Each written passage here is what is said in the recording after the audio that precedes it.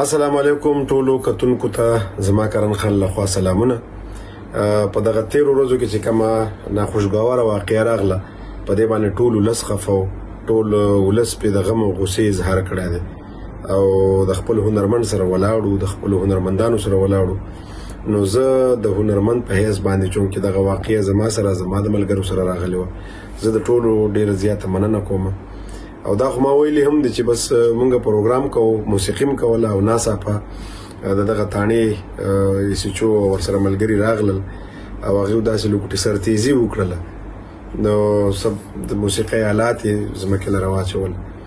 او حالانکې ما ته ګیله هم وکړله بیا ورپسې چې تاڼې ته لاړم ورته مې هم ویلې خو د رحمان بابا شعر دی چې تیر ساعت په مثال مړی د لحد دی مړی چا دې ژوندي کړي په جړه. البته هغه وخت د خدای بیا نه راولي تیر شوی دی خو دغه ملګرو چې په څومره غبرګون وښودو نو زه باوري یم چې بیا دپاره به داسې به څوک ناوړه حرکت نه کوي او خپلو د هنرمندانو سره به هم داسې نه کوي او که ما غوښتلی نو ما ته جنګ هم جوړولی شو هلته زما سره خلک هم ملګري هم خو ما مزاحمت په دغه وجه نه کوو چې خبره اوږده نه شي او مونږ خو وایو په خوله کنه چې د عدم تشدد خلک یو مونږ نو او ګران بابا هم وایي چې که څوک مې وژني لاسې هم نه نیسم که څوک مې وژني لاسې هم نه نیسم زما په یو حالت کې شر نه لګي دا نه چې نه شو کولی نو خدای دې مونږ د شرونو نه د جنګونو نه وساتي او بیا د پولیس اعلی چارواکي چې کوم دي مشران دي هغوی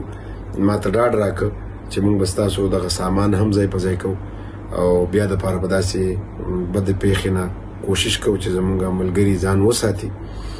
نو په هغه ډاډ باندې دغه 4-5 ورځې وشو په هغه ډاډ لا وخت تېرو او خدای دې وکړي چې زمونږ مشران زمونږ سره کړی ژمنه سرته ورسوي او بیا د دغه وخت نه راځي خو زه به بیا هم یو ځل د ټولو ملګرو پښتنو ژورنالستانو وکیلانو سیاسي ملګرو چې په هر د ژوند د هرې شوبې سره چې څومره ملګري دي زمونږ په حق لای چې